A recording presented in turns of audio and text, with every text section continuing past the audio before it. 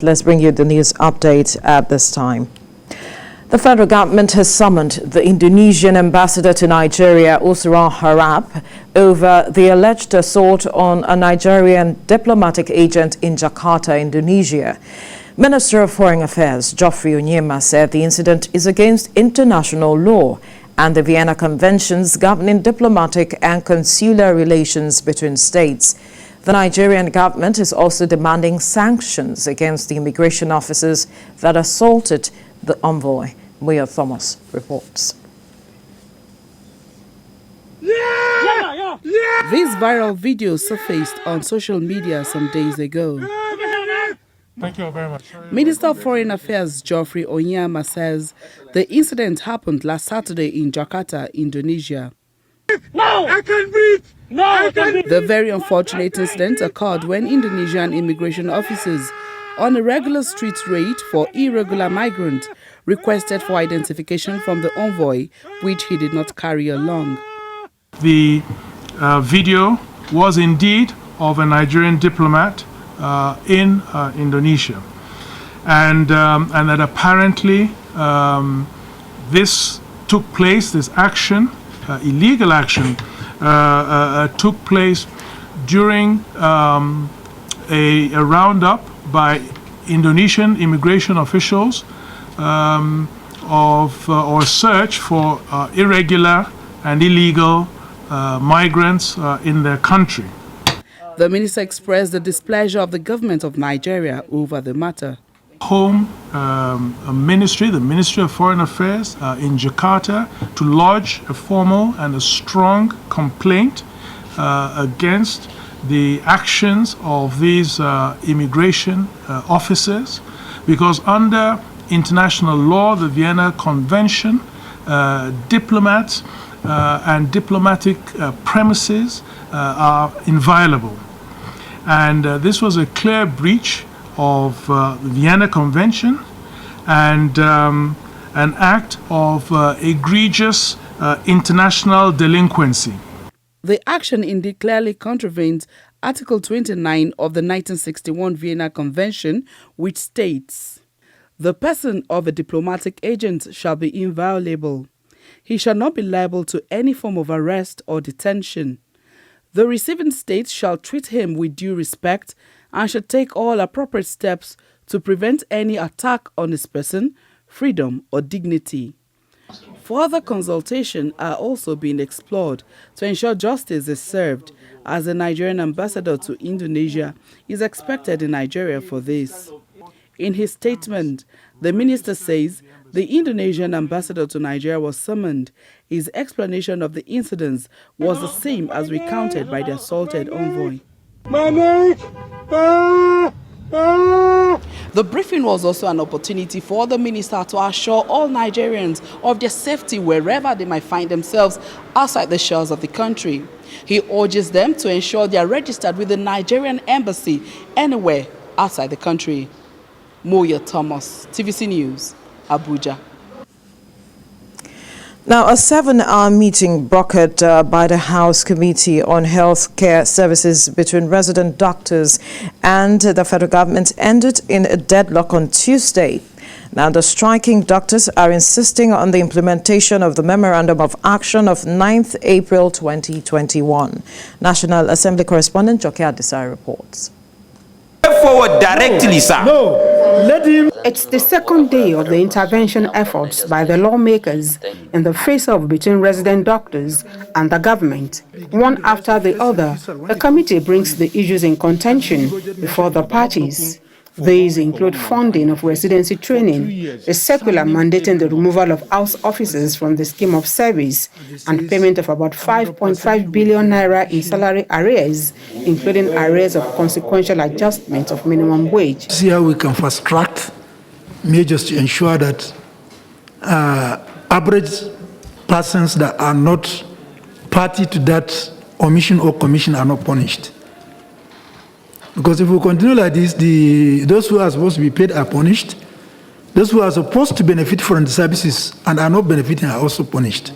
For once, the CMDs and the striking doctors agree there was no basis for the controversial circular compelling the removal of house officers from the scheme of service. The house officers and the NYC doctors, especially when he gave me gave us the composition of the Council on Establishment, people from the state came. Let me tell you the truth. Most of the general hospital owned by the state, they are manned by the NYC doctors. Appealing to, please, Director of Budget, Honorable Minister of Head of Service, please try to make sure that you have make proper arrangement in every year budget to make sure that these doctors, they have enough fund for their salary and their allowances. The doctors also vowed to continue with the strike if their members employed in the wake of emergency brought about by the outbreak of COVID-19 are not paid. The essence of us being here is to try and bring back services to Nigerians as a whole. Sir, what would be my take home from this honorable place? After 7 hours of so much back and forth between representatives of the resident doctors and government officials, the striking doctors did not seem convinced that much has been achieved at this meeting. Are you satisfied with the outcome of this meeting? I'm not, obviously. I'm told to come to the Minister of Health. We as responsible individuals and a responsible union will keep on towing the line of dialogue, hoping that one day they will get it right. The lawmakers have set up a committee comprising the Health Ministry, chief medical directors, unions in the sector, and regulatory bodies to address issues of emergency requirements of health workers. Jokeedsa, TVC News, Abuja. And the impact of the resident doctor strike is still being felt nationwide as patients lament lack of access to medical care. Some of them at the University College Hospital in Ibadan called for a swift intervention by the federal government, adding that the situation is seriously telling on the delivery of adequate healthcare services to the masses. Olaide Oyewole reports.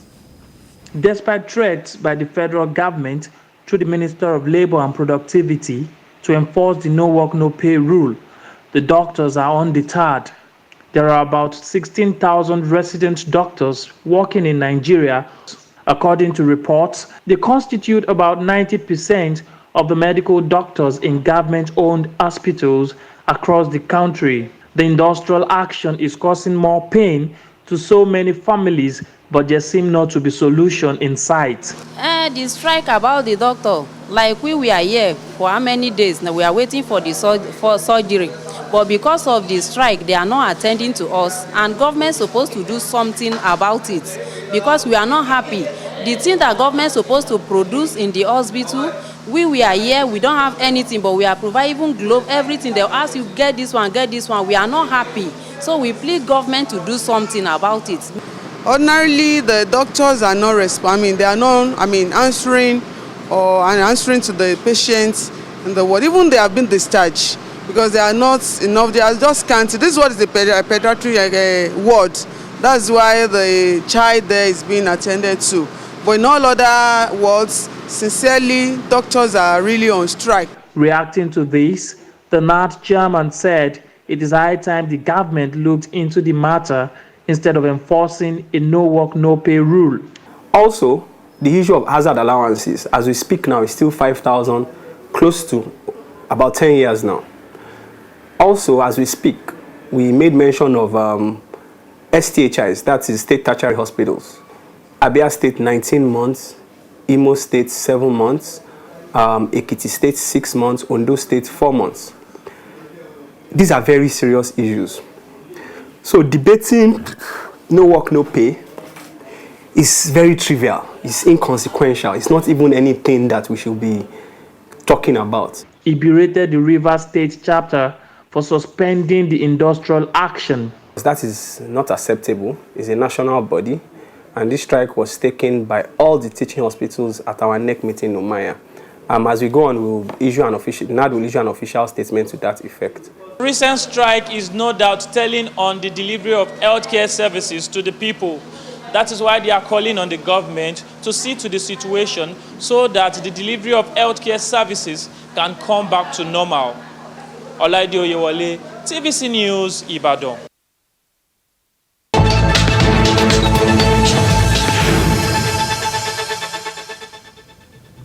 The Nigeria Center for Disease Control has reported 610 new cases of COVID-19, taking the country's total number of confirmed cases to 179,118. Lagos recorded the highest number of new cases with 281 new infections, followed by Rivers with 152 new cases, while Akwa Ibom recorded 85 new cases. So far, 166,131 people have been discharged, while 2,194 people have died from COVID-19 complications. Nigeria is expected to receive 176,000 doses of the Johnson & Johnson COVID-19 vaccines this Wednesday. That's today. Executive Director of the National Primary Healthcare Development Agency, Faisal Shuaib, said the J&J vaccine, like the AstraZeneca, is safe and efficient against the coronavirus disease, including the deadlier Delta variant. It is a single-shot vaccine which is expected to boost Nigeria's COVID-19 fight against the Delta variant. Last week, Nigeria received another tranche of over 4 million doses of Moderna vaccines to help fight the pandemic. And while the Ekiti State government has announced a ban on social gatherings of more than 50 persons and other non-pharmaceutical control measures, this follows the spike in the number of COVID-19 cases in the state. The Commissioner for Health and Human Services in the state, Oyebanji Filani, stated that schools will be fumigated and kept safe for students before reopening, with sensitizing and screening of teachers for COVID-19 upon resumption already planned. While major markets and businesses remain open, the COVID-19 regulations must be put in place in such spaces as street trading, makeshift stores, and open display of wares are to be done observing social distancing.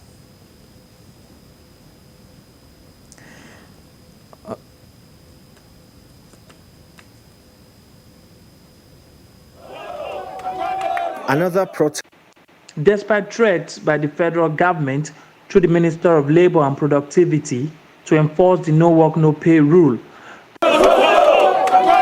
Another protest at the PDP headquarters. Another day with the fate of the national chairman of the PDP hanging in the balance. The call for his resignation gets louder. Uche Secondus is accused of mismanaging the affairs of the party and misappropriation of funds. The numbers of governors of PDP are drastically reducing. We lost governor of Zamfara, we lost governor of Cross River, we lost governor of Ebonyi. It's a big loss and a big slap to the party. And it's a total loss. It's a shame to Uche Secondus. Let him resign, otherwise we'll continue to protest until he resigns. The meeting of PDP governors to resolve the crisis in the leading opposition party ended in a stalemate. The National Working Committee's split resolution calling for Uche Secondus' resignation did not push him out.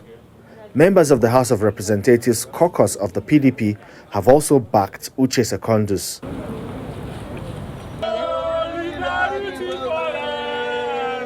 Another protest again. This is the second in less than 24 hours and the third in 2 days. This time, it is a peaceful protest in support of the troubled chairman of PDP and an endorsement of his continued stay at the helm of affairs. This group alleges that some money bags within the party are desperately plotting to seize the reins of power. First in the history of PDP, and that is why we are saying that Secondus should complete his tenure. And also, he has the capacity to lead the party to another victory. And he has the constitutional right to seek for another term. Say Secondus. The board of trustees of the PDP is still undecided, but they are also more concerned about the recent drive to register 40 million Nigerians as members of the party and remain committed to keeping the PDP united. Fully committed to not only resolving the issues at hand, but also working assiduously towards delivering good governance in our respective states and moving our party forward. Speaking on behalf of my colleagues, we have resolved, we are committed to remaining in PDP. One thing I want to assure all of you is that PDP is a party that belongs to everyone. And PDP is a party that can reinvent himself at all given times. So nothing will be difficult to resolve. And we are on the pathway to bring Nigeria good news of peace that will reign in this party. For now, Uche Secondus may enjoy the moment until all members of the party's hierarchy unanimously agree to pass a vote of confidence on his leadership or show him the way out. Femi Akonde, TVC News, Abuja. Ondo State shares boundaries with many states in the southwest, south-south, and north-central Nigeria. One of the states it shares boundary with in the north-central is Kogi State. Due to rising cases of crime, especially kidnapping in the boundary communities between the two states, a visit like this became imperative. The Kogi Deputy Governor, Edward Onoja, is in the Sunshine State to meet minds with his counterpart. Apart from coming to felicitate with the State Governor, Rotimi Akeredolu, over his recent victory at the Supreme Court, Onoja said there must be synergy to ensure that people go about their normal businesses without nursing any fear. He was quick to add that the two governors as chief security officers of both states are on top of their jobs to guarantee safety of citizens. As sister states, a synergy would be on security, one of the plaguing issues in the nation today. And to God be the glory, the two governors and chief security officers of both states are on top of their jobs, ensuring that the people and citizens of their states have a secured life, basically. His counterpart in Ondo State, Lucky Ayedatiwa, said the visit showed that there is cooperation between both states. In terms of governance and political activities, for the fact that we share borders together, we could collaborate in the area of security. And don't also forget that a lot of our people, they are farmers. So they migrate from Kogi and they do their farm, their business also in Ondo State. So we have that brotherly relationship. So that relationship has been very cordial. The visit, no doubt, will cement the relationship between the two states and open up discussions that will attract development. Ayodeji Moradeyo, TVC News, Akure. Eggs are a good source of protein, containing healthy unsaturated fats, and are a great source of important nutrients such as vitamin B6, B12, and vitamin D. For children, it provides healthy growth, prevents allergies, and gives them a healthy brain. But such crucial nutrients derived from eggs may soon be out of the reach of many Nigerians if the current situation in the country persists. A crate of eggs, which formerly sold for 800 to 1,000 naira, now sells between 1,500 and 1,800 naira. Umar has been in the business of selling eggs for about 10 years now. But this year, his experience in the business did not prepare him for the difficulties that have arisen this year due to the increase in the price of eggs. He says the hike has affected his sales as he can no longer buy and sell in quantities he is used to. It's not encouraging. Before, in a week, I'm selling 300 crates. Now, I can maybe 120, 100 crates a week. So the purchasing is become less due to the customers are complaining. They to increase both the chicken and the eggs, the price of egg. You get it for 1.6, that is ×2 of the price that it used to be. And somebody who reduces the money can even give you for 1.5. But that is not how it used to be. The increase in price have now made buyers reduce the quantity which they buy and consume despite the importance of the product to their health. Before I used like 5, 4, but now everything costs now. I use like 3, 2. I manage them. We really need egg so we don't have any choice than to buy. For those that cannot really afford it now, if they used to buy 1 crate now, they should just, have if they can be buying half crate or if they come to the market, their negotiating power is also very important. So if they can price very well, just like me, I've been here battling with this man, telling him to still reduce the price. So if they can do that, it's still fine. Many have attributed the rise for the increase to the hike in the cost of chicken feeds. As no one can tell when the price is likely to reduce, Nigerians will have to find a way to ensure they balance their meal, to ensure they still have a healthy meal. Following the continuous increase in prices of commodities, traders want the government to set up a committee that will help to ensure regulation of prices of items in the markets. Helen Osamede Ekins, TVC News, Abuja. The cholera outbreak in Nigeria seems to be worsening, with more persons reported to have died of the disease. In Katsina State, 75 persons have been confirmed dead out of 1,534 confirmed cases so far recorded. This latest death toll follows a warning by the Nigeria Center for Disease Control, urging state governments to step up efforts to combat the outbreak. Correspondent Abdulatif Yusuf reports. The outbreak was first confirmed on Sunday by the State Ministry of Health with a death toll of close to 60.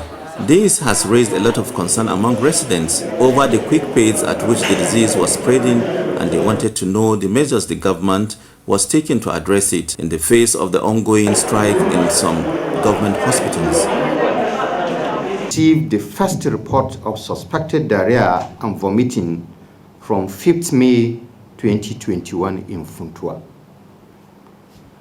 As at 8th August 2021, a total of 1,534 cases, including 75 deaths, have been reported from 25 local governments across the state. Of the reported cases, 67% are aged 15 years. The outbreak of cholera has been an annual occurrence, especially in areas where potable water is difficult to get. There have been rigorous campaigns on the need to stop open defecation to avoid contamination of ponds. The number of confirmed cases are likely to rise, so as long the people will still have to depend on untreated water sources.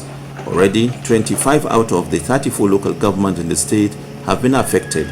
The state government, on its part, has purchased drugs and deployed personnel to reach out to the affected areas.